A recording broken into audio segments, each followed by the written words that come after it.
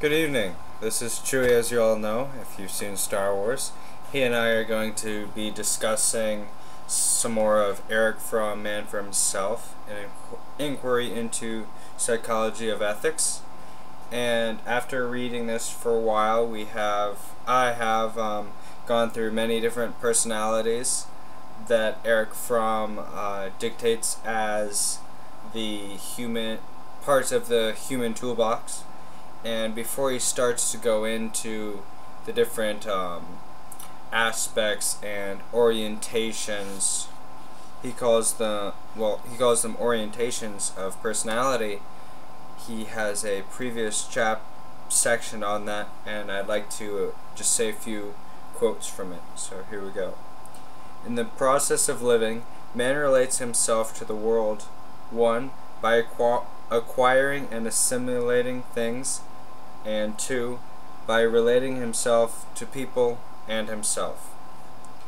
Now, if those two are true, then what we must do as a human race is continually interact with each and every human being that we come in contact with, or at least have some connection to other people.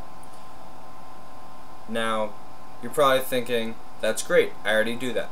But the flip side of that is, you also need to be in contact and relate to yourself.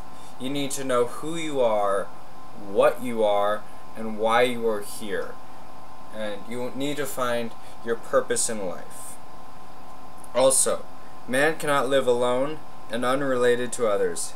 He has to associate with others for defense, for work, for sexual satisfaction, for play, for the upbringing of the young, for the transmission of knowledge and material possessions. Just go with me for this, but say you are all alone by yourself in the middle of nowhere, and you have all your possessions, all your regular books, you have all your toys, you have your computer, you have connection to Facebook, but you don't have internet. You're cut off 100% from the rest of the world. Think about that for a minute. Now, what I just said is basically that you have to be connected to people and to pass things on. In Scouts, we learned basically there are a whole bunch of threes in the world. For instance, you can't last 3 days without having water. You can't last 3 or 4 weeks without having food. And then it gets up to like 3 years and 30 years of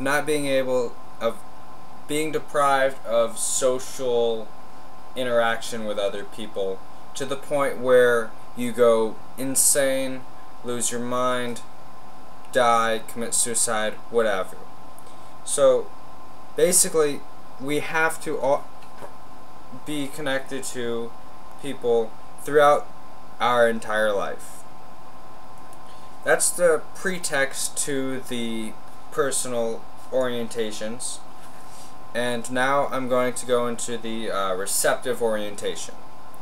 Now, all these orientations that I'm going to go through are the extreme definition of that type of person.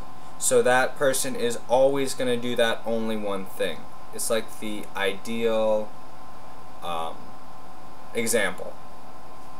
So a receptive orientation is a person feels the source of all good to be outside of himself. Everything he receives, being material or immaterial, like love, affection, knowledge, pleasure, all come from outside himself or herself. And that is always going to be